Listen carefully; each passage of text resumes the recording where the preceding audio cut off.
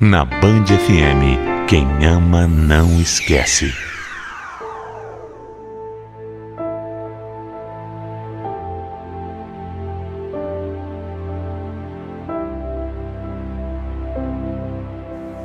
Às vezes, a gente acha que a vida real pode imitar os filmes, as novelas. A gente acha que tudo vai acabar bem, que todo mundo pode ter um final feliz. A gente acha que tudo vai dar certo, né? Não, nem sempre é assim. Isso aqui não é fantasia. Isso é a vida. E a vida é muito dura. Meu nome é Roberta. E hoje eu posso dizer que eu cheguei ao fundo do poço. Ao fundo do poço, porque eu fui até o último extremo, em nome do amor. Há alguns anos, eu era casada e morava num bairro meio afastado do centro da cidade. A minha filha tinha só 5 meses e tudo era bem complicado lá em casa. Meu marido trabalhava de pedreiro de segunda a sexta e quando ele saía do trabalho, ele nunca ia para casa, nunca. Ele ficava no bar até tarde da noite e muitas vezes só voltava quando eu ia buscá-lo. Eu não tinha nenhum tipo de ajuda para nada, e eu sofria com isso. Até que uma vizinha me falou um dia que teria um estudo bíblico na casa dela e que gostaria muito que eu fosse. Eu, que não tinha nada a perder, aceitei. Eu fui. Quando eu cheguei, o pastor já estava lá e disseram que estavam me esperando. Eu gostei muito da noite. E aí eu comecei a ir nesses estudos toda semana. Mas era muito longe e também cansativo. Eu tinha uma filha, né? Eu tinha que levá-la comigo e ela ainda era muito bebê.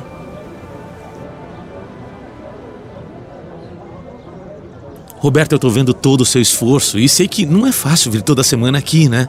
Realmente não é, pastor. Mas eu não posso negar que tem feito muito bem pra mim. Olha, eu quero te ajudar. Me corta o coração ver toda a sua dificuldade. Eu sei que tudo é pra aprender a palavra de Deus. Mas como eu tenho carro, se você aceitar, eu vou até a sua casa uma vez por semana. Vai ficar mais simples pra você. O que você acha, hein?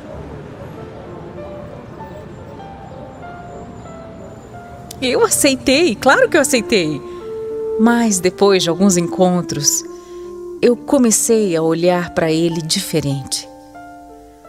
O Edson era tudo que o meu marido não era para mim. Se preocupava, se importava comigo, tinha sempre uma palavra de apoio, de incentivo.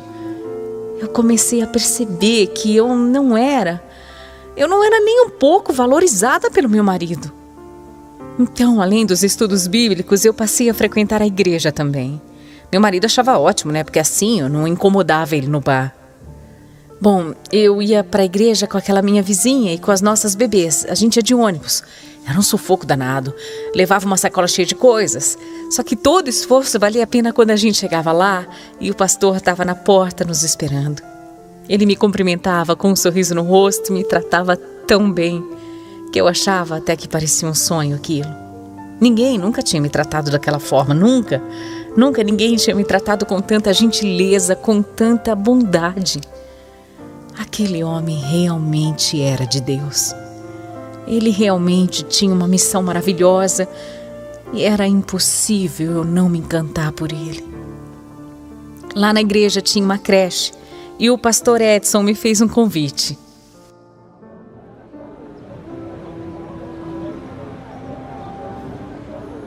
Sabe o que, Roberta? Eu vejo que você está cada vez mais envolvida com a igreja e eu acabei tendo uma ideia. Eu acho que seria muito legal se você ajudasse as mulheres que trabalham na creche. Sério, pastor? Sim. Nossa, isso me faria muito bem e eu gostaria muito de ajudar mesmo. Ótimo. Olha aqui, esse espaço é de todos nós.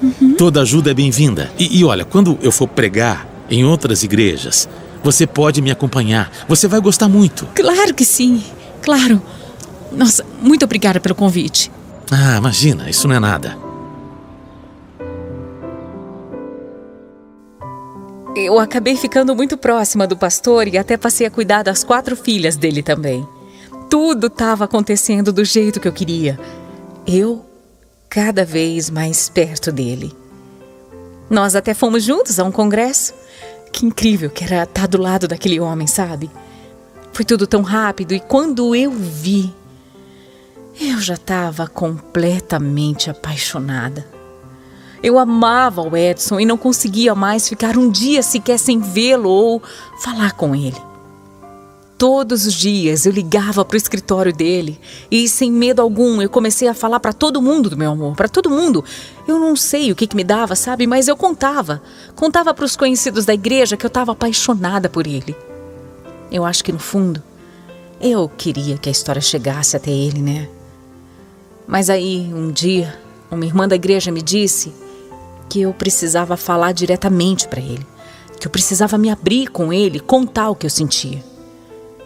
Eu tinha medo porque eu sabia que ele não sentia por mim o que eu sentia por ele, mas mesmo assim eu liguei e marquei um encontro. Como sempre, ele me recebeu na porta com um sorriso e perguntou o que eu estava querendo falar, o que é que estava acontecendo. E aí eu saí falando tudo, falando do meu amor, falando que mesmo casada eu tinha me apaixonado perdidamente por ele, falando que eu não conseguia mais viver longe, que eu precisava dele para ser feliz. Eu falei tudo. O Edson ouviu tudo com uma expressão de choque. Ele não falou nada. E depois disso, depois de tudo o que eu falei para ele, tudo mudou. Ele parou de atender os meus telefonemas e nem conversava mais comigo. Não me deixou mais cuidar das meninas dele e nem queria que eu entrasse na igreja pela porta da frente. Ele sempre recebia as pessoas com um sorriso maravilhoso, com um cumprimento carinhoso. E de repente eu virei um nada. Não é que ele me odiasse, sabe? Não era isso. Era simplesmente como se eu não existisse mais. E sinceramente, para quem ama, não tem nada pior que a indiferença. Eu comecei a ficar doente. A vida começou a perder o sentido para mim. Antes de conhecer o pastor, eu não era feliz, mas eu era acostumada com a vida que eu levava, com a vida que eu tinha. Depois dele, tudo tinha mudado. A minha vida tinha cor, eu tinha um motivo para sorrir, eu tinha motivo para sonhar. Mas sem ele por perto, tudo voltou a ficar cinza, a ficar triste, sabe, solitário. Eu sabia que eu o amava, mas eu não sabia que eu amava tanto assim. Ao ficar longe do Edson, eu realmente comecei a perder a vontade de viver. Quando ele soube do meu estado, ele fez questão de me indicar um médico. Comprou o remédio que me receitaram e ainda me levou na minha casa. Não importava que ele não quisesse ter contato comigo. Ele era bom. Ele era tão bom que ele fazia isso por mim ainda. Mas um dia eu estava a ponto de acabar com a minha vida. Eu nunca tinha sentido uma dor tão grande, sabe?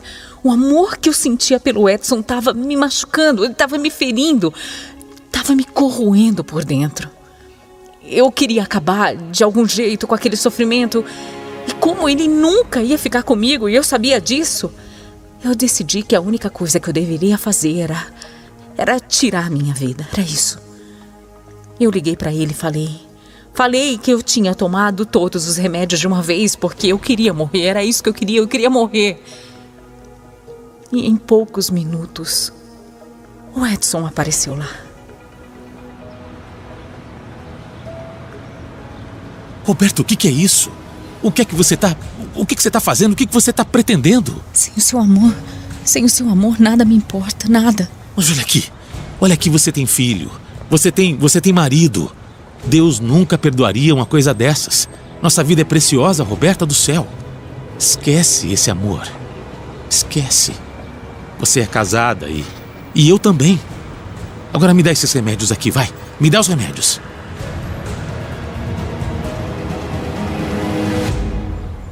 Ele não me deixava falar. Ele não queria saber dos meus sentimentos. Para ele, Tudo aquilo era um absurdo, era só um absurdo. O Edson pegou tudo que tinha em casa de remédio e foi embora.